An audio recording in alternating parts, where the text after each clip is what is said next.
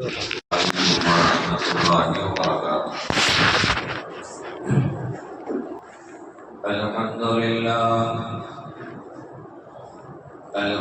لله نحمده ونستعينه ونستغفره ونؤمن به ونتوكل عليه ونعوذ بالله من شرور أنفسنا ومن سيئات أعمالنا ونعوذ بالله من شرور أنفسنا ومن سيئات أعمالنا ونعوذ بالله من شرور أنفسنا ومن سيئات أعمالنا من يهده الله فلا مضل له ومن يضلل فلا هادي له ونشهد أن لا إله إلا الله وحده لا شريك له ونشهد أن سيدنا ومولانا محمدا عبده ورسوله أما بعد فقد قال الله تبارك وتعالى في كلامه المجيد والفرقان الحميد فأعوذ بالله من الشيطان الرجيم بسم الله الرحمن الرحيم وأقيموا الصلاة وآتوا الزكاة واركعوا مع الراكعين وقال الله تبارك وتعالى والذين يكنزون الذهب والفضة ولا ينفقونها في سبيل الله فبشرهم بعذاب أليم صدق الله العظيم وقال النبي صلى الله عليه وسلم بني الإسلام على خمس شهادة أن لا إله إلا الله وأن محمدا رسول الله وإقام الصلاة وإيتاء الزكاة والحج وصوم رمضان أو كما قال عليه الصلاة والسلام معزز سامعین کرام عزیزان گرامی تمام تعریفیں اس رب کائنات کے لیے سزاوار ہیں جس رب کائنات نے ہم تمام کو ایک مختصر سی زندگی دے کر دنیا میں پیدا کیا ہے اللہ تعالی دنیا میں بھیج کر بندوں کا مختلف طریقوں سے امتحان لیتا ہے اللہ تعالی غریب رکھ کر صبر کا امتحان لیتا ہے اللہ تعالی مال دے کر شکر کا امتحان لیتا ہے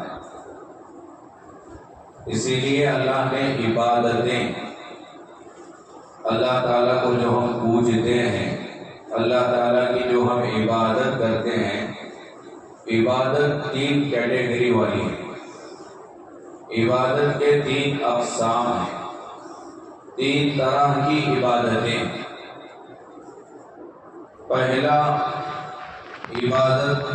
پہلی عبادت کی قسم وہ ہے جس میں انسان کا بدن استعمال ہوتا ہے مال استعمال نہیں ہوتا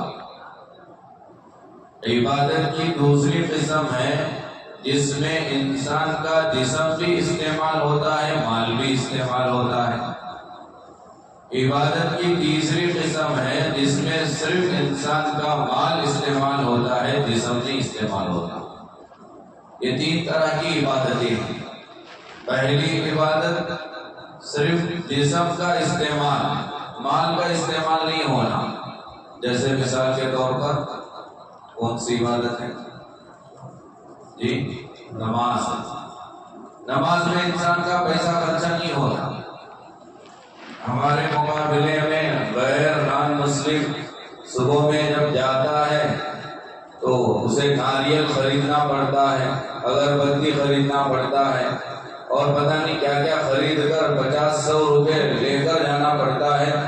لیکن یہاں نماز کے لیے 1 روپیہ لگانے کی ضرورت نہیں ہے، بلکہ الٹا ہمارے لیے فین کا انتظام، پانی کا انتظام، ٹوائلٹ کا انتظام، سارا انتظام مسجد والے ذمہ داران کر دیتے ہیں۔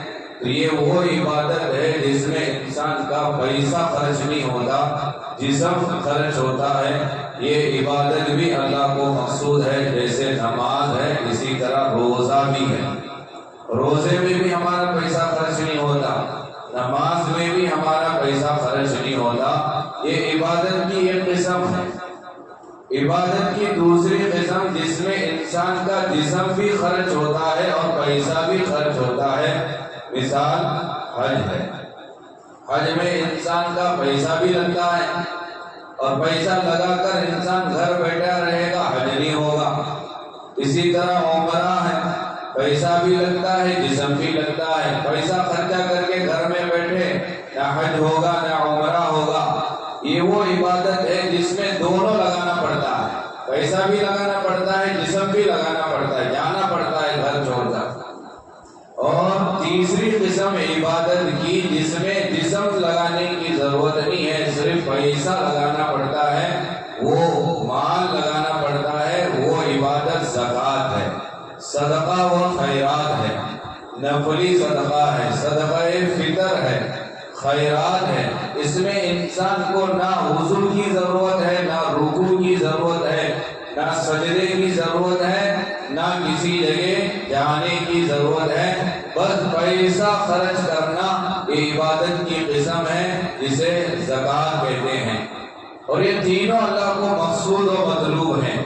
اگر کوئی انسان صرف یہ کہے کہ میں نماز پڑھوں گا، زکوٰۃ نہیں دوں گا، ہے مالدار، ہے بہت اللہ نے مال دیا ہے، اور کہہ رہا ہے کہ میں نماز بڑی پابندی سے پڑھوں گا، میں روزے بھی بڑی پابندی سے رکھوں گا، میں قرآن بھی پڑھوں گا، میں ذکر بھی کروں گا، میں دعاؤں کا اہتمام بھی کروں گا، یہ ساری عبادتیں جسمانی ہیں، مالی نہیں ہیں، لیکن وہ کہہ رہا ہے کہ میں 1 روپیہ صدقہ نہیں دوں گا، میں زکوٰۃ نہیں دوں گا، تو پھر وہ انسان خسارے میں ہے۔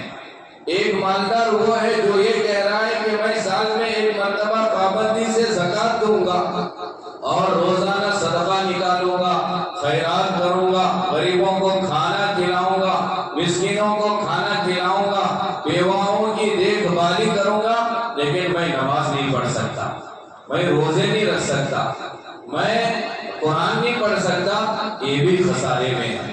اللہ کو دونوں چیزیں مطلوب ہیں، نماز بھی ضروری ہے، مالدار ہے تو زکوٰۃ بھی ضروری ہے، جسمانی عبادت بھی ضروری ہے، مالی عبادت بھی ضروری ہے۔ کتاب میں ایک واقعہ لکھا ہے، ایک بھائی کا انتقال ہوا، دوسرا بھائی نیک تھا، فرما بردار تھا، روزانہ بھائی کی قبر پر جا کر قرآن پڑھتا تھا، قرآن روز تلاوت کرتا تھا، نیک تھا۔ ایک مرتبہ بھائی کی قبر پر بیٹھ کر بہت زیادہ قرآن پڑھ رہا تھا، اثارے ثواب کر رہا تھا، تھکان کی وجہ سے وہیں قبر کے پاس اونگ آئی، نیند آئی، قرآن پڑھتے پڑھتے بیٹھے بیٹھے وہیں سو گیا۔ جیسے ہی سو گیا، خواب میں مرا ہوا بھائی آیا اور آ کر کہا کہ بھائی تو میری مدد کر، مجھے قبر میں عذاب ہو رہا ہے، مجھے قبر میں بڑا عذاب ہو رہا ہے۔ اب یہ بھائی تھا، دل میں بھائی کی محبت تھی، جیسے ہی آنکھ کھلی ارادہ ہوا کہ چلو ایک جانب سے قبر کھود کر دیکھوں اور دیکھ کر کیا عذاب ہے تاکہ کچھ مدد ہو سکے تو کروں۔ اب ایک جانب سے قبر کھودا تو قبر میں دیکھا کہ بھائی جو مرا ہوا ہے اس کے سینے پر توق رکھی گئی ہے، آگ کی شکل کی توق رکھی گئی ہے، اور وہ پریشان ہے۔ اب اس نے اپنا ہاتھ بڑھایا توق نکالنے کے لیے، تو جیسے ہی ہاتھ آگے بڑھا تو اس کی انگلیاں، اس کا ہاتھ جل گیا، بس وہ ڈر کے مارے باہر آیا، قبر بند کیا، اور وہ ایسے ہی گھومتا تھا ہاتھ چھپا کر۔ لوگوں نے پوچھا تو اس نے کہا کہ یہ معاملہ ہوا میرے ساتھ، اس طرح میرا ہاتھ جلا ہے، تو اس علاقے کے سارے لوگوں نے دیکھا کہ اس کی انگلیاں ہاتھ جلا ہوا تھا، اور اس نے کہا کہ میرا بھائی جو مرا ہے وہ گنہگار نہیں تھا، وہ سب کچھ کرتا تھا، وہ قرآن پڑھتا تھا، نماز پڑھتا تھا، روزہ رکھتا تھا، لیکن ایک چیز اس کی زندگی میں نہیں تھی کہ وہ اپنے مال میں بڑا کنجوس تھا، وہ زکوٰۃ نہیں دیتا تھا، جس کی وجہ سے شاید اسے قبر میں عذاب ہو رہا ہو۔ تو اللہ تعالیٰ کبھی کبھی دکھا دیتے ہیں عبرت کے طور پر قبر کے عذاب کو، ویسے عام طور پر قبر کا عذاب دکھائی نہیں دیتا، قبر کے عذاب کو اللہ نے چھپا کر کے رکھا ہے، لیکن عبرت کے لیے اللہ تعالیٰ کبھی اپنی قدرت کا مظاہرہ کر دیتے ہیں، دکھا دیتے ہیں۔ تو لہذا بتانے کا مقصد یہ ہے جتنا نماز ضروری ہے اتنا ہی مالی عبادت بھی ضروری ہے، دونوں ضروری ہیں۔ زکوٰۃ کس پر فرض ہے؟ موٹے موٹے انداز میں سمجھیں، 5 چیزیں جس کے پاس ہو زکوٰۃ اس پر فرض ہے۔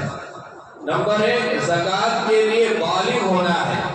نابالغ چھوٹا بچہ، باپ کا انتقال ہو گیا، بچہ چھوٹا ہے، نابالغ ہے، باپ نے میراث میں وراثت میں بچے کے نام پر کروڑوں کی آستی چھوڑ کر چلا گیا، تو بچہ جب تک بالغ نہیں ہوگا اس بچے کے مال پر زکوٰۃ نہیں ہے۔ زکوٰۃ بالغ پر ہے، نابالغ پر نہیں ہے۔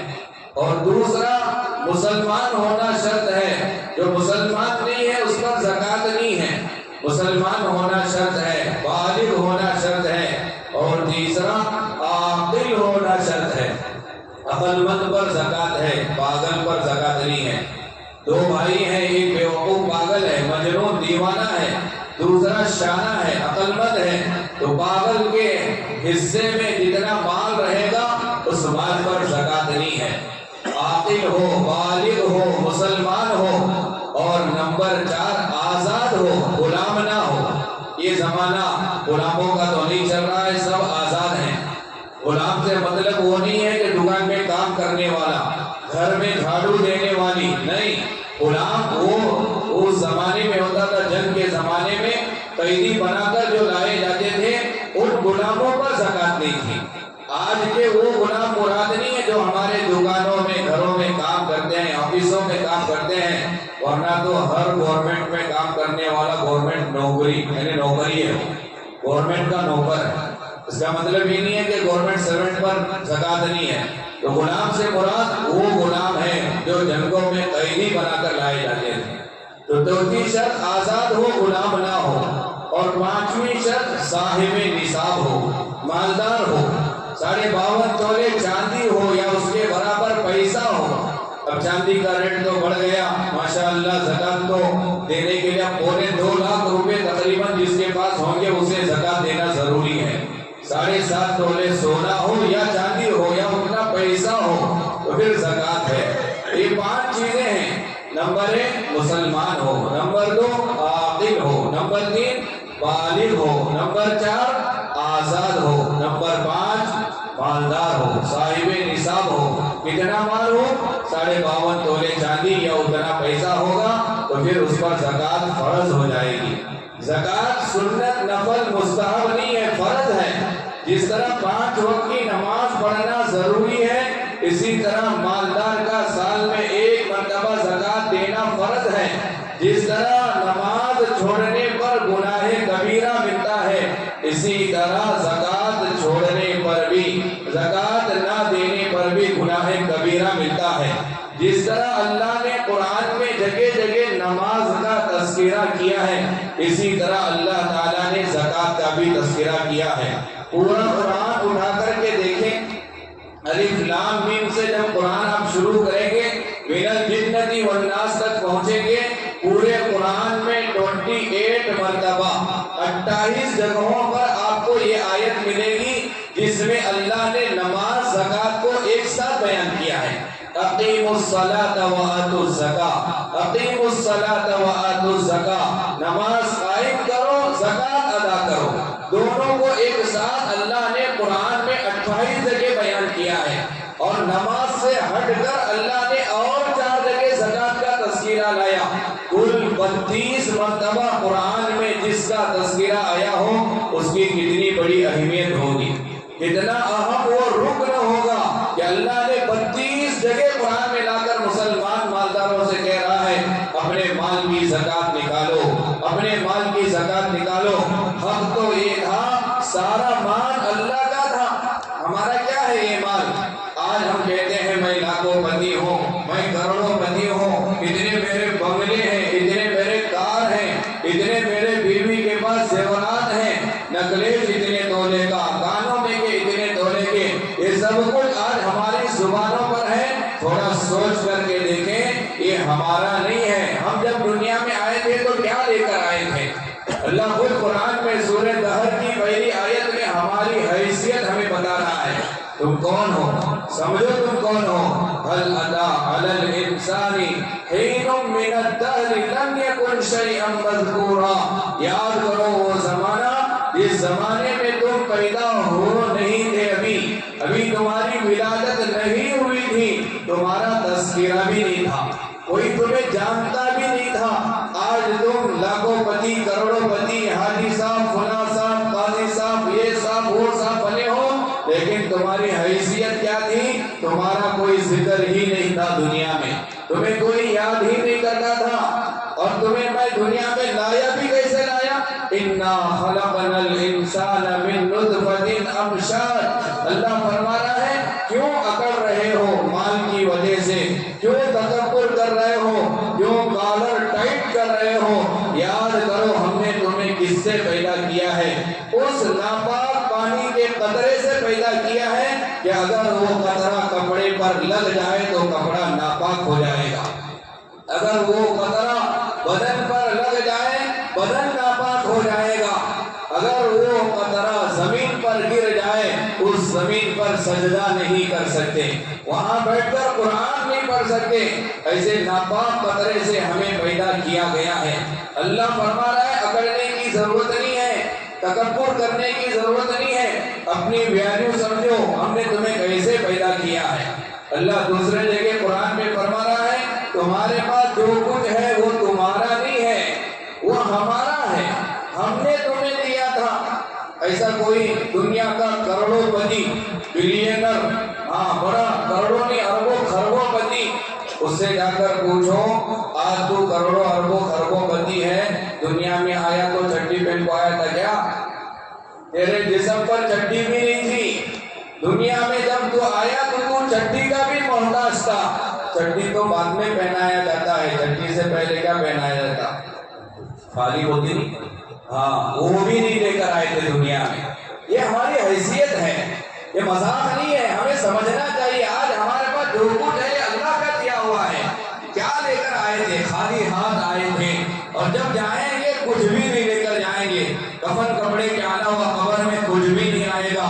کہیں ایسا اعلان نہیں ہوگا ہمارے محلے کے بڑے مالدار حاجی صاحب کا انتقال ہوا ہے، لہذا قبر میں انہیں کفن کپڑے کے علاوہ گادی بھی بچھائی جائے گی، کسی کے قبر میں بچھایا جائے گا، ایسا کبھی اعلان نہیں ہوگا۔ ہمارے ابا پوری زندگی اے سی کے ساتھ زندگی گزارتے تھے، کار میں بیٹھے اے سی چالو ہوتی تھی، گھر میں داخل ہو گئے ہال میں الگ اے سی ہے، بیڈ روم میں الگ اے سی ہے، آفس میں الگ اے سی ہے۔ آج ہمارے ابا کا انتقال ہوا ہے، لہذا قبر میں انہیں گرمی ہوگی، وہاں بھی ہم اے سی بٹھائیں گے۔ کسی مالدار کی قبر میں اے سی نہیں بٹھائی جاتی۔ ہمارے ابا اندھیرے سے ڈرتے تھے، ہمارے ابا کو اندھیرا پسند نہیں تھا۔ آج ہمارے ابا دنیا سے گئے ہیں، قبر میں ایک لائٹ ہم لگائیں گے، انتظام کریں گے لائٹ کا، قبر میں لائٹ نہیں لگے گی، قبر میں اے سی نہیں لگائی جائے گی، قبر میں بستر نہیں بچھایا جائے گا۔ یہ ہماری ویلیو، یہ ہماری حیثیت ہے، اسے دیکھ کر اسے سمجھ کر زندگی گزارنا ہے۔ آج مال کی وجہ سے ہمارے اندر اکڑ آتی ہے، اللہ ہمیں سمجھا رہا ہے کہ مال تمہارا نہیں، یہ میرا دیا ہوا مال ہے۔ انسان کہتا ہے یہ مال میں میری دماغ لگا کر، میں میرا ذہن لگا کر، میں میری عقل لگا کر اتنا سب کچھ کمایا ہوں۔ آج جو کچھ میری یہ پراپرٹی ہے، جو کچھ میرا یہ مال ہے، یہ میرے دماغ کی وجہ سے، میرے شانے پن کی وجہ سے، میرے دماغ کی وجہ سے، عقل کی وجہ سے، میں بڑا انٹیلیجنٹ ہوں جس کی وجہ سے اتنا سب کچھ میں کمایا۔ اللہ کہتا ہے عقل عقل کا ایک اسکرو اگر ہم ڈھیلا کر دیتے تو کما سکتا تھا؟ تیرا اسکرو ہم نے ٹائٹ رکھا ہے، جب جا کر تو نے کمایا، جب جا کر تو تیرا آج دنیا میں نام ہے۔ اگر پیدا ہوتے ہی اگر ہم نے تیرے دماغ کا اسکرو ڈھیلا کر دیا ہوتا تو پتا نہیں تو پینٹ کھول کر پیشاب کرتا یا پینٹ میں پیشاب کرتا۔ اللہ نے عقل دیا ہے، جب جا کر آج سب کچھ ہمارے پاس ہے، تو یہ جو کچھ اللہ نے دیا ہے یہ اللہ کا دیا ہوا ہے۔ تو آج زکوٰۃ نکالنے سے مالدار پیچھے ہوتا ہے اور تکلیف محسوس کرتا ہے۔ کیا سال میں ایک مرتبہ زکوٰۃ نکالنا، کیا سال میں ایک مرتبہ پیسہ غریبوں کو دینا، کیا سال میں ایک مرتبہ یہ ٹینشن کی چیز آ جاتی ہے۔ لیکن جس بندے کا ایمان اللہ پر ہو اور اپنی حیثیت کو سمجھے وہ نکالنے میں پیچھے نہیں ہٹے گا۔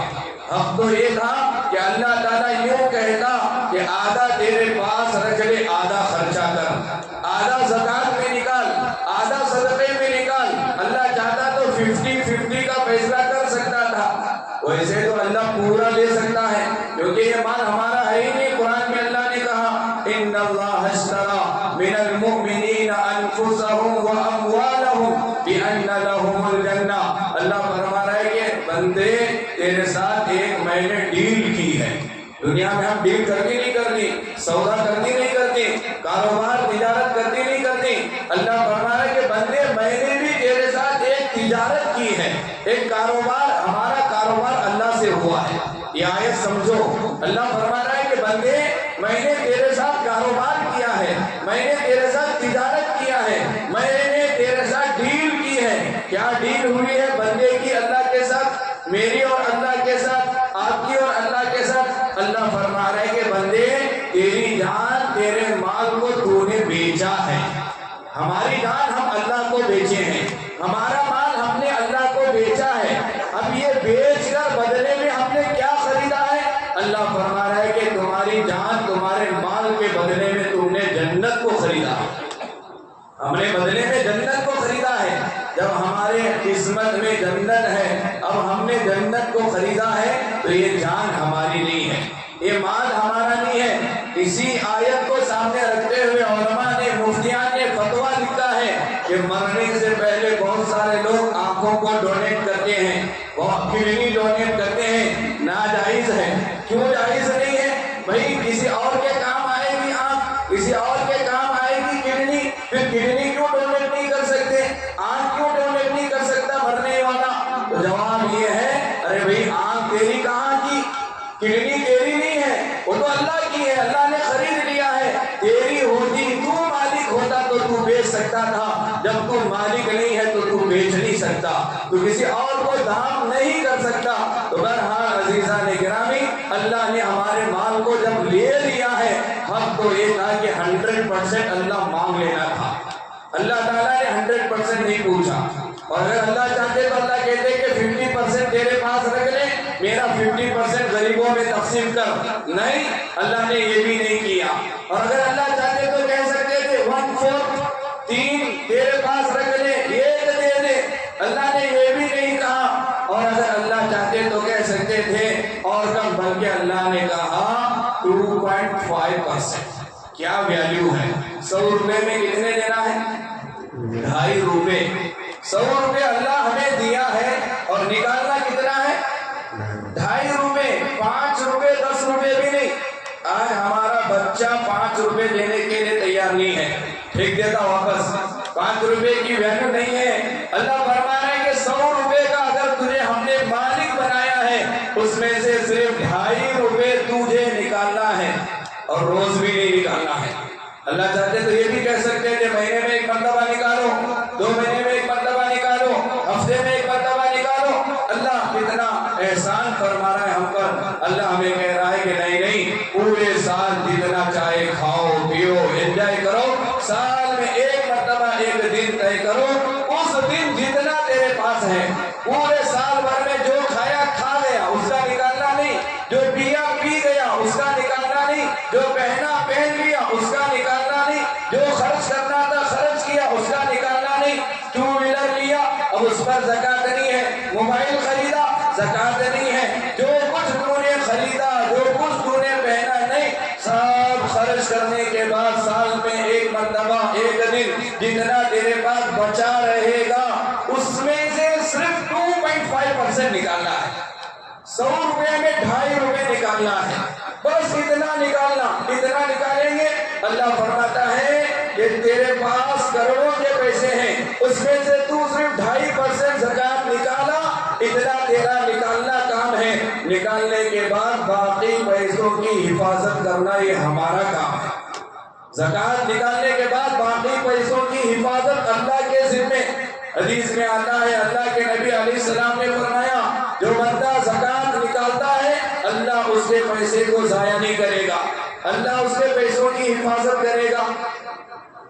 تو ایک واقعہ کتاب میں لکھا ہے, بہت بڑے بزرگ تھے جو بھی پیسے کماتے تھے لا کر ایک صندوق میں پیٹی میں رکھتے تھے. 6 آنا, وہ آنے کا زمانہ تھا, 6 آنے کا تالا قفل لاک لگائے تھے. اور رات میں ان کے گھر چور گھسے. چوروں کو پتا تھا کہ یہ پیٹی میں سارا خزانہ ہے بزرگ کا. اب وہ چور آئے, پیٹی توڑنے کی کوشش کی, نہیں ٹوٹ رہی. چابی توڑنے کی کوشش کی, نہیں ٹوٹ رہی ہے. رات میں بزرگ کی آنکھ کھلی, چوروں کو دیکھا. بزرگ نے چوروں سے کہا میں تمہیں نہ پکڑوں گا, نہ ماروں گا, نہ ڈانٹوں گا, نہ کسی کے یہاں شکایت کروں گا. بس اتنا کہہ کر سو جاؤں گا کہ کیا کرنی کرو, پیٹی ٹوٹنے پھوٹنے والی نہیں کیونکہ میں نے زکات نکالی. اتنا جملہ کہہ کر سو گئے.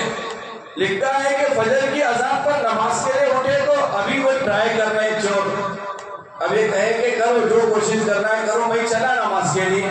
نماز پڑھ کر واپس آئے تو چور بھاگ گئے تھے. بیٹی ویسی کی ویسی تھی. یہ بھروسہ تھا اللہ پر, وہ زکات پابندی سے نکالتے تھے, اللہ نے ان کے مال کی حفاظت کی. شیخ زکریا رحمت اللہ علیہ فضائل اعمال فضائل صدقات کے جو مصنف ہیں, جو اس کتاب کو ہم روزانہ مسجدوں میں پڑھتے ہیں, ان کی ایک کتاب ہے آپ بیتی. انہوں نے ایک واقعہ لکھا ہے ہندوستان سہارنپور کا. سہارنپور انگریز جب ہندوستان پر قبضہ کیے تھے اس وقت میں سہارنپور میں ایک انگریز بڑا مالدار تھا, بڑی حویلی تھی اس کی. اس گھر کا چوکیدار مسلمان تھا. اب وہ گلی میں محلے میں آگ لگی, بہت سارے گھر جل رہے تھے. مسلمان چوکیدار بھاگتے ہوئے آیا اور انگریز مالک سے, مکان مالک سے کہا آقا مالک محلے میں آگ لگی ہے, کچھ انتظام کرو کہیں آپ کی حویلی جل نہ جائے, آپ کا مکان بھی جل نہ جائے. انگریز نے کہا کہ جاؤ تم اپنا کام کرو, میرا گھر نہیں جلے گا. یہ بیٹھا ہوا ہے آفس میں اور کہہ رہا ہے مسلمان چوکیدار سے میرا گھر نہیں جلے گا. اب وہ بندہ پریشان ہوا, چوکیدار مسلمان بار بار کہنے کے باوجود انگریز اٹھ نہیں رہا ہے, آ نہیں رہا ہے. پھر بعد میں ایسا ہوا کہ جس محلے میں آگ لگی تھی یوپی سہارنپور کے اس گلی میں, گلی کے سارے مکانات جلے, اس انگریز کا مکان نہیں جلا, مکان کو آگ نہیں لگی. مسلمان چوکیدار نے اپنے مالک انگریز سے پوچھا آخر کس وجہ سے آپ کے گھر کو آگ نہیں لگی. تو اس انگریز نے کہا کہ تمہارے مسلمان علماء میں سے ایک عالم کی بات میں نے سنی تھی کہ سال میں ایک مرتبہ اپنے مال کی جو 2.5% غریبوں کو دے دیتا ہے, اسے زکات وغیرہ معلوم نہیں تھا, بس اسے اتنا معلوم کا دینا ہے. تو میں ہر سال جب سے میں نے سنا ہر سال میں دیتا ہوں. اور اس کے بعد تمہارے ہی مولانا نے کہا تھا کہ اس کے گھر کی مال کی اللہ حفاظت کریں گے. مجھے یقین تھا اس لیے میرے گھر کو آگ نہیں لگی. حضرت شیخ زکریا رحمت اللہ علیہ نے لکھا ہے ایک مسلمان جو نہیں تھا اگر وہ اللہ پر بھروسہ کر کے صدقہ و خیرات کرتا ہے, آخرت میں بدلہ نہیں ملے گا الگ بات ہے, لیکن دنیا میں اللہ بدلہ دیں گے, دنیا میں اللہ اسے بھی بدلہ دیں گے. تو زکات نکالنے سے مال کی حفاظت ہوتی ہے. ہمارے ذہنوں میں ہماری عقل یہ کہتی ہے انٹرسٹ سود میں پیسے دینے سے مال بڑھتا ہے. 100 روپئے 7% بڑھنے پر دیتی, 1 لاکھ کو 7,000 لگ کر آتی, لوگ خوش ہو جاتی. لاکھ روپے دے دو قرضہ 7% چل رہا ہے تو 7,000 زیادہ آتی. اب قرآن کہتا ہے ما یمحق اللہ الربا ویربی الصدقات, سودی کاروبار کرو گے تو مال گھٹے گا, زکات صدقہ دو گے تو مال بڑھے گا. عقل کو سامنے رکھ کر دیکھو, سودی کاروبار میں مال بڑھ رہا ہے, زکات میں تو مال کم ہو رہا ہے. لاکھ روپے 0.5% कम हो गया, 100 रुपए में 2.5 रुपए कम हो गए। अब यहाँ देखो 1 लाख में 7,000 बढ़ रहा है। तो ये आयत अकल से समझ में नहीं आ रही। उलमा ने इसका जवाब में यूं कहा है, एक बंदा है, उसे पैर पे मार लगा, अब वो सूझता नहीं सूझता, सूझ गया, बहुत मोटा हो गया। लोग क्या कहेंगे, क्या तंदुरुस्त इंसान है, क्या पैर है भी मजबूत तुम्हारा, नहीं बोलेंगे। ये जो मोटा है तंदुरुस्ती की वजह से नहीं, ये बीमारी की वजह से मोटापा है। ये बीमारी है। जिसे मार लगा है, जिसका पैर सूजा है, वो भी ये चाह रहा है कि मेरा पैर और छोटा हो जाए, सूज खत्म हो जाए। तो ये सूदी कारोबार की मिसाल है। एक बंदा दुबला पतला इंसान है, मोटा नहीं है, चर्बी नहीं है, हकीकत में वो मोटा नहीं लग रहा, लेकिन हकीकत में वो सेहतमंद है। तो जाहिर में सूदी कारोबार से पैसा बढ़ता हुआ नजर आता है, हकीकत में वो नुकसान वाला है। उलमा ने तशरीह में लिखा है कि वो पैसा बीमारी में खर्च होगा, हॉस्पिटलों में खर्च होगा, सेहत के खराब होने में खर्च होगा, जाया होगा, चोरी हो सकता है, डाका जनी हो सकती है। लेकिन जो पैसा हकीकत में हमें कम होता हुआ नजर आ रहा है, वो बढ़ता जाएगा, वो बढ़ता जाएगा। अल्लाह और बरकत देगा। 100 रुपए सारे घर वालों के लिए काफी हो जाएंगे, 1000 रुपए सारे घर वालों के लिए काफी हो जाएंगे। लिहाजा ज़कात से माल में कमी नहीं आएगी, माल में इजाफा होगा। अल्लाह और ज्यादा बढ़ा बढ़ा कर देते रहेंगे, देना चाहिए। हजरत आयशा सिद्दीक़ा रज़ियल्लाहु अन्हा, हजरत आयशा सिद्दीक़ा रज़ियल्लाहु अन्हा नबी के बाद की जिंदगी, नबी दुनिया से गए थे, हजरत मुआविया रज़ियल्लाहु अन्हु का ज़माना था। हजरत मुआविया रज़ियल्लाहु अन्हु हजरत आयशा रज़ियल्लाहु अन्हा की खिदमत में 1,70,000 दराहिम व दीनार दिए। 1,70,000 दराहिम व दनानीर आज अगर हिसाब करेंगे करोड़ों रुपए हो जाएंगे। भेजे, रमजान का महीना, रोजे की हालत में है हजरत आयशा, 1,70,000 दराहिम व दनानीर तोहफे में आए। हजरत अमीर मुआविया रज़ियल्लाहु अन्हु की जानिब से हजरत आयशा ने खादिमा को बुलाकर कहा, मदीने की गलियों में ऐलान करो, जो भी मुस्तहिक है, जो भी गरीब है, आए आयशा के पास से लेकर जाए, जिसे जितना चाहे लेकर जाए। हजरत आयशा रज़ियल्लाहु अन्हा के दरवाजे पर गरीब आते गए, फकीर आते गए, मिस्कीन बेवा आते गए, मोहताज आते गए, दराहिम खादिमा देती गई, दनानीर देती गई। शाम तक इफ्तार से पहले सब कुछ खत्म हो गया। हजरत आयशा रज़ियल्लाहु अन्हा रमजान में इफ्तार में दस्तरखान पर बैठी है। दस्तरखान पर खजूर पानी के अलावा तीसरी चीज नहीं है, सिर्फ खजूर पानी, तीसरी चीज नहीं है। हजरत आयशा ने खादिमा से पूछा, इसके अलावा कोई चीज नहीं है? खादिमा ने कहा कि सब कुछ तुम ही तो बांट दिए, 2-4 दिरहम रख लेते तो कुछ गोश्त वगैरह आ जाता था, कुछ खाने का इंतजाम हो सकता था। आयशा रज़ियल्लाहु अन्हा का जवाब सुनो। हजरत आयशा ने कहा, सबकी फिक्र रही, मेरी फिक्र नहीं रही। सब गरीब याद रहे, मैं अपने आप को भूल गई, मेरे घर को मैं भूल गई। ये थे असलाफ, ये थे साहबा रज़ियल्लाहु अन्हुम, ये थे साहबियात रज़ियल्लाहु अन्हुन्ना। अल्लाह के नबी अलैहिस्सलातु वस्सलाम के जमाने में हजरत आयशा रज़ियल्लाहु अन्हा के पास एक बकरी को ज़बाह किया गया, गोश्त तक़सीम हुआ। शाम में अल्लाह के नबी अलैहिस्सलाम आए, हजरत आयशा से पूछा कि आयशा कुछ बाकी भी है? हजरत आयशा रज़ियल्लाहु अन्हा दिखाई, कहा कि अल्लाह के नबी ये बाकी है, ये गोश्त बाकी है। नबी का जवाब सुना, नबी ने कहा नहीं नहीं, ये जो हमारे पास है ये बाकी नहीं है, जो तक़सीम हुआ वो बाकी है, वो काम आने वाला, वो बाकी रहने वाला। ये जो हमारे पास है ये बाकी नहीं रहने वाला। आज जो कुछ हमारे पास है, आज ही मेरा इंतकाल हो जाए, वो मेरा कहाँ का रहा, वो तो किसी और का हो जाएगा। बच्चे प्रॉपर्टी तक़सीम करने में झगड़ेंगे, साल साल गुजर जाते हैं, पीढ़ियां गुजर जाती हैं, दादा की वरासत तक़सीम नहीं होती, कोर्टों में केस चलते हैं, दादा चला गया दुनिया से, कब्र में चला गया, अब उसके माल के ताल्लुक से बच्चे पोते सब झगड़े कर रहे हैं। भाई बहन से बात करने के लिए तैयार नहीं, बहन भाई से बात करने के लिए तैयार नहीं। क्यों? क्योंकि भाई ने बाप की प्रॉपर्टी में हिस्सा नहीं दिया। एक भाई दूसरे भाई से मुलाकात के लिए तैयार नहीं, बाप के माल की वजह से। इसीलिए नबी अलैहिस्सलाम ने कहा, जो कुछ तुम्हारे पास है वो तुम्हारा नहीं है, जो कुछ तुमने आगे भेजा वो तुम्हारा है, जो अल्लाह के पास तुमने भेजा भेजा, सदका जो तुमने किया, ज़कात जो तुमने अदा किया, वो असल माल तुम्हारा है। यही मतलब था अल्लाह के नबी अलैहिस्सलाम का। लिहाजा मुअज़्ज़ज़ सामईन किराम, अल्लाह ने जिन्हें माल दिया है वो माल अल्लाह का है। पहले ये समझना कि ये माल अल्लाह का है, मेरा नहीं है। मेरा क्या है? मैं जब दुनिया में आया था कुछ नहीं लाया था, जब जाऊंगा कुछ नहीं लेकर जाऊंगा। आज जो कुछ है ये अल्लाह का दिया हुआ है। अगर अल्लाह हाथ पैर नहीं देता, अगर अल्लाह अकल ना देता, ये सब कुछ मैं नहीं कमा सकता था। तो ये अल्लाह का समझा जाए। साथ में एक मर्तबा सही, आज मुसलमान जो ज़कात के ताल्लुक से गलतियां करें, सबसे पहली गलती, अक्सर मुसलमान ज़कात नहीं निकालते। पहली गलती, हज़रत मौलाना खलीलुर रहमान सज्जाद नौमानी साहब दामद बरकातुहुम ने कहा कि दुनिया में जितने मालदार मुसलमान हैं, दुनिया में जितने मालदार मुसलमान हैं, अगर वो सही तरीके से ज़कात निकालना शुरू कर दे, पूरी दुनिया में एक मुसलमान गरीब आपको नहीं मिलेगा। एक गरीब मुसलमान नहीं मिलेगा अगर ज़कात निकालना शुरू कर दिया जाए। पहली गलती, ज़कात निकाली नहीं जाती। और दूसरी गलती, बहुत सारे मालदार ज़कात निकालते हैं अंदाजे से, हिसाब नहीं करते।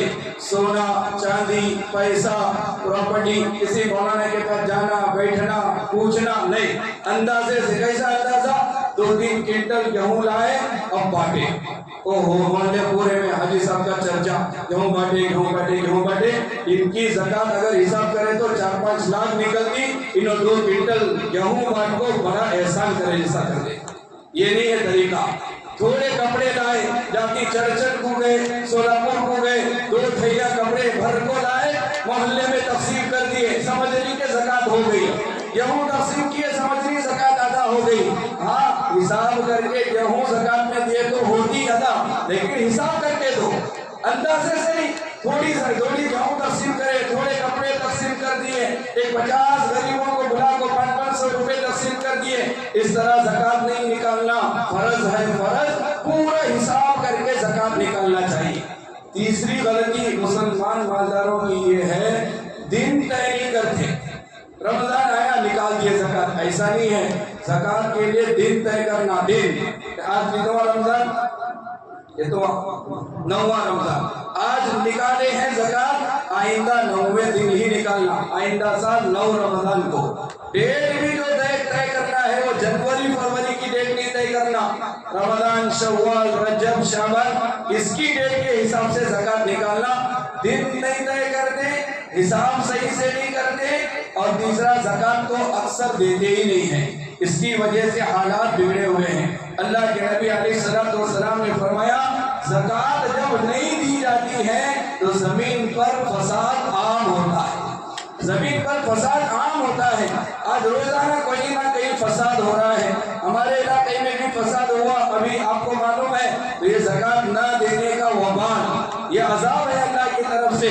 नबी अलैहिस्सलाम ने कहा कि जिस इलाके में ज़कात अदा नहीं करते लोग मालदार, वहाँ अल्लाह फसाद अजाब आता है, फसाद होता है, जमीन फटना शुरू हो जाती है। बहुत सारी वहीदें कुरान और हदीस में हैं। सूरह तौबा में अल्लाह ताला ने फरमाया, यौम युहमा अलैहा फी नारि जहन्नम फतुक्वा बिहा जिबाहुहुम व जुनूबुहुम व ज़ुहूरुहुम। जो बंदा ज़कात अदा नहीं करता, अल्लाह इसके सारे माल को, सोना चांदी, इसके जो भी माल है, प्रॉपर्टी ज़ेवरात, अल्लाह सब को जहन्नम की आग में जलाएगा, तपाएगा, गर्म करेगा अल्लाह ताला। फिर उसे निकाल कर अल्लाह फरमाए हैं, फतुक्वा बिहा जिबाहुहुम व जुनूबुहुम व ज़ुहूरुहुम। सबसे पहले अल्लाह उसके उस तपाए हुए माल को लेकर पेशानी को दागेगा, फिर अल्लाह ताला उसके बाजुओं को दागेगा, फिर अल्लाह ताला पीठ को दागेगा। ये 3 चीजों का कुरान में तस्करा है। सबसे पहले पेशानी को दागा जाएगा, फिर बाजुओं को दागा जाएगा, और ज़ुहूर पीठ को दागा जाएगा। मुफस्सिरीन ने लिखा है, इन 3 चीजों का तस्करा क्यों किया गया कुरान में? क्योंकि इंसान के पास, मालदार के पास जब गरीब आकर सवाल करता है, सबसे पहले मालदार की पेशानी पर बल आता है। क्या भाई, पेशानी की हरकत कर दी, सबसे पहले अल्लाह यहाँ दागेगा, फिर इंसान पीठ फेर, मुंह बाजू फेर देगा गरीब से, तो ये दागे जाएंगे, फिर गरीब को पीठ दिखाकर चला जाएगा, अल्लाह पीठ को दागेंगे। दूसरी हदीस में अल्लाह के नबी अलैहिस्सलाम ने फरमाया, سارے مال کو ازدہی کی شکل دی جائے گی. اژدہا کو تاؤ بنا کر گلے میں لپیٹ کے یہاں بیٹھے گا اژدہا, اور اژدہا ڈسے گا, لڑے گا, اور لڑتے لڑتے کہے گا مالدار سے, پتا ہے تجھے میں کون ہوں؟ انا مالک انا کنزک, میں ہی تیرا وہ مال ہوں جس کی تو زکات نہیں دیتا تھا, میں ہی وہ تیرا خزانہ ہوں جس کی تو زکات نہیں دیتا تھا. اللہ اژدہا بنا کر ڈسائے گا, اللہ جہنم میں دبا کر ڈالے گا. بہت ساری وعیدیں قرآن مجید میں آدھی سے مبارکہ میں آئی ہے.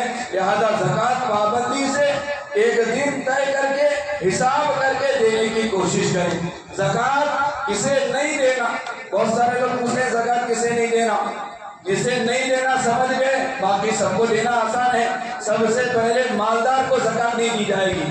مالدار خود زکات دے گا تو وہ زکات کسی کی نہیں لے سکتا, مالدار کو زکات نہیں دی جا سکتی.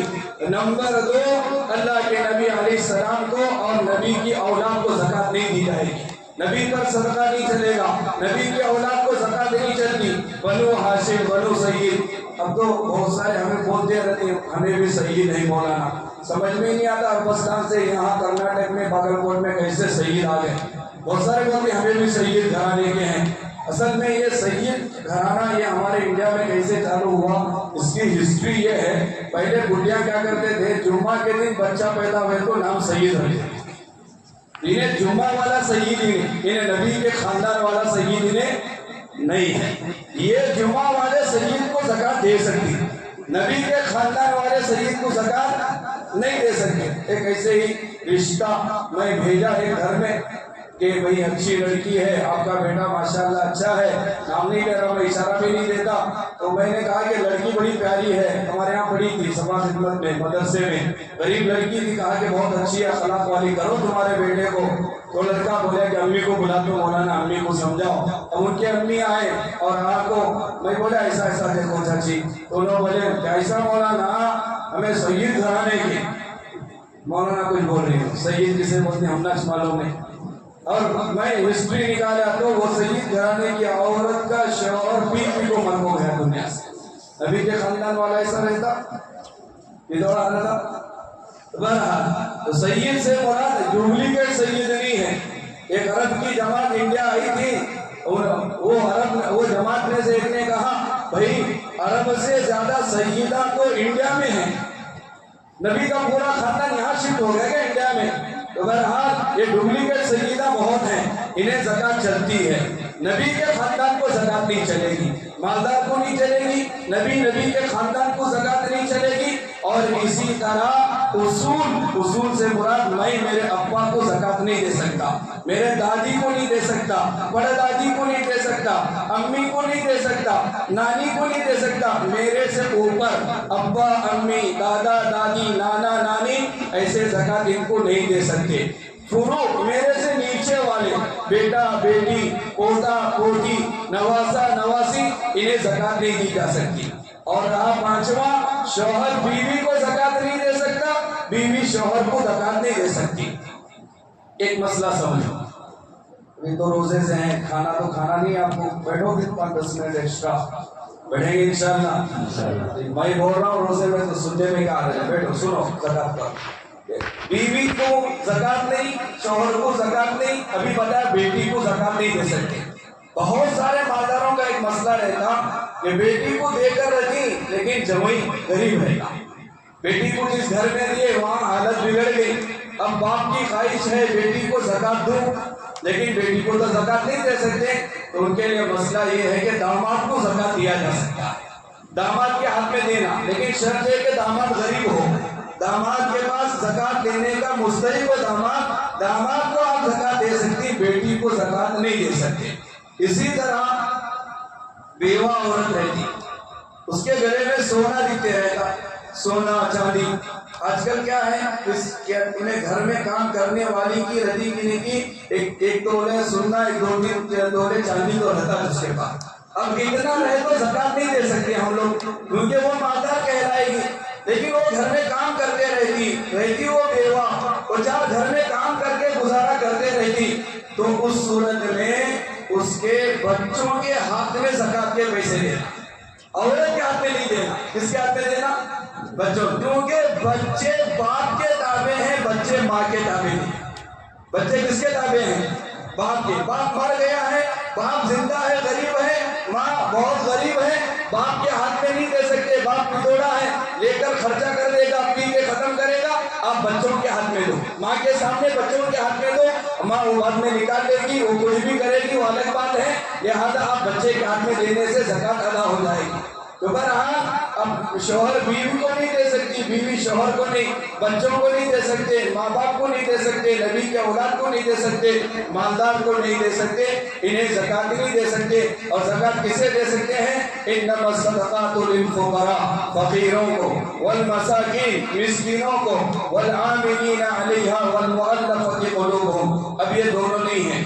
وفی الرقاب، اگر کوئی قید ہے، قید جیل میں بند ہے تو وہ مالدار، لیکن اب فی الحال وہ جیل میں قید ہے، آپ اسے آزاد کرانے کے لیے زکوٰۃ کے پیسے لگا سکتے. جتنے بھی جیل میں قید و بند ہیں انہیں چھڑانے کے لیے آپ زکوٰۃ کی رقم استعمال کر سکتے. اور پھر رقاب والغارمین، غارمین قرضے میں ڈوبا ہوا ہے، پریشان ہے، بڑا قرضہ اس کے اوپر لگا ہوا ہے، قرضے سے نکالنے کے لیے زکوٰۃ دے سکتی. وفی سبیل اللہ، وہ بھی اللہ کے راستے میں. اب یہ بھی نہیں ہے، جہاد میں جو مجاہدین جاتے تھے مجاہدین کو زکوٰۃ کی رقم دی جا سکتی تھی. وہ منی سبیل، مسافر ہے، بنگلور سے باگل کوٹ آیا ہے، پیسہ نہیں ہے، چوری ہو گیا، پاکٹ چوری ہو گئی، موبائل چوری ہو گیا. مسافر اگرچہ اپنے جگہ مالدار کیوں نہ ہو، یہاں آنے کے بعد پریشان ہے، آپ اسے زکوٰۃ کے پیسوں سے اسے ساتھ دے سکتی، تعاون کر سکتی. مسافر کو بھی زکوٰۃ کی رقم دی جا سکتی ہے. لیکن دو جگہ ایسی ہیں جہاں زکوٰۃ دینے پر ڈبل ثواب ملے گا. دو جگہ علامہ شامی رحمۃ اللہ علیہ نے کتاب میں لکھا ہے، دو جگہ ایسی ہیں جہاں آپ زکوٰۃ دو گے ڈبل ثواب ملے گا. نمبر 1، اپنے خاندان کے غریب رشتہ داروں میں. خاندان میں دیکھیں رشتہ داروں میں، اچھا یہ مسئلہ سمجھو، بہن کو آپ زکوٰۃ دے سکتے، بھائی کو آپ زکوٰۃ دے سکتے، بھائی بھائی کو زکوٰۃ دے سکتا، بھائی بہن کو زکوٰۃ دے سکتا، بہن بھائی کو زکوٰۃ دے سکتی. تو سب سے پہلے رشتہ دار میں دیکھا جائے گا، رشتہ دار میں جو غریب نکلیں گے آپ انہیں ترجیح دو، زکوٰۃ دو. حدیث میں آتا ہے آپ کو ڈبل ثواب ملے گا. اللہ کے نبی نے کہا ایک ثواب زکوٰۃ دینے کا آپ کو ملے گا، دوسرا ثواب آپ کو صلہ رحمی کا ملے گا. آپ رشتہ دار پر، خاندان والوں پر صلہ رحمی کیے، آپ کو ڈبل ثواب ملے گا. اور اسی طرح اور ایک جگہ ہے جہاں دینے پر آپ کو ڈبل ثواب ملے گا، وہ ہے دینی تعلیم حاصل کرنے والے پر، قرآن پڑھنے والے پر، قرآن پڑھانے والے پر.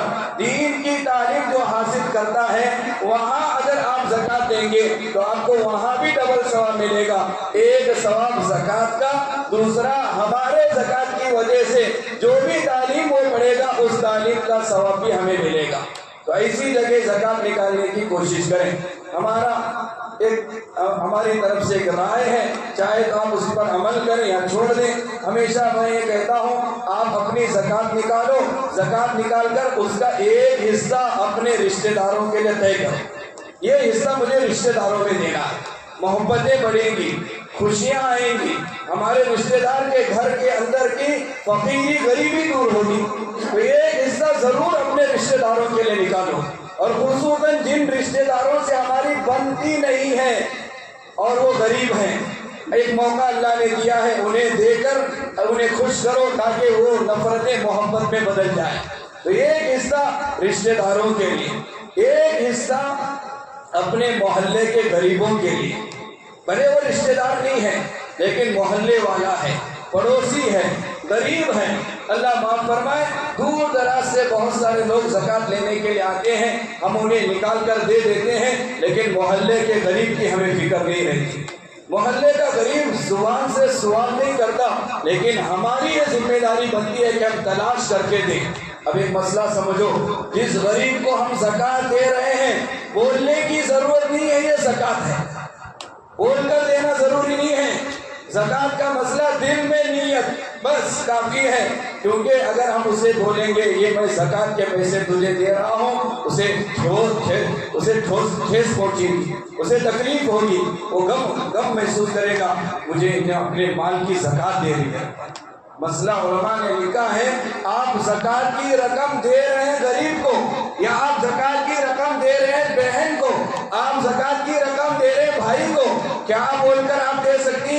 आप भाई को बोलकर दे सकती कि भाई ये मेरी तरफ से तेरे लिए हदिया है, गिफ्ट है, तोहफा है।